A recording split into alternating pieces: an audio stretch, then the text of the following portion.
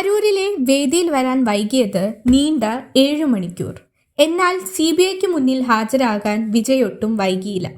കൃത്യം 11 മണിക്ക് തന്നെ തമിഴക വെട്രിക്കഴകം അധ്യക്ഷൻ അന്വേഷണ ഏജൻസിക്ക് മുന്നിലെത്തി.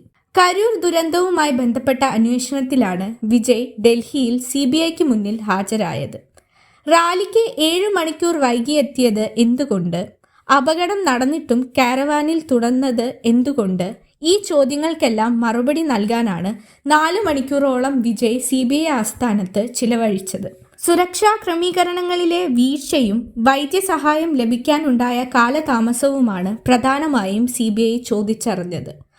ആളുകൾ കുഴഞ്ഞു വീണിട്ടും താരം സ്ഥലത്തു നിന്ന് മാറാൻ തയ്യാറാകാതിരുന്നതും എന്തുകൊണ്ട് എന്ന ഗൗരവമായ ചോദ്യവും അന്വേഷണ സംഘം ഉന്നയിച്ചു.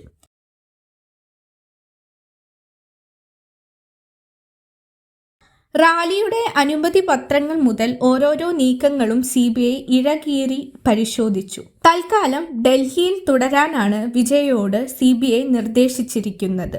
മൊഴിയിൽ വ്യക്തത വരുത്താൻ വീണ്ടും വിളിച്ചേക്കാം. ആരാധക ലക്ഷങ്ങൾ ആവേശത്തോടെ കാത്തിരുന്ന വേദിയിൽ വരാൻ വൈകിയ താരം നിയമത്തിനു മുന്നിൽ കാണിച്ച ഈ കൃത്യനിഷ്ഠ ഇപ്പോൾ വലിയ ചർച്ചയായിരിക്കുകയാണ്. കരൂരിൽ 7 മണിക്കൂർ വൈകി എത്തിയിരുന്നില്ലെങ്കിൽ ആ ദുരന്തം പോലും ഉണ്ടാകുമായിരുന്നില്ല.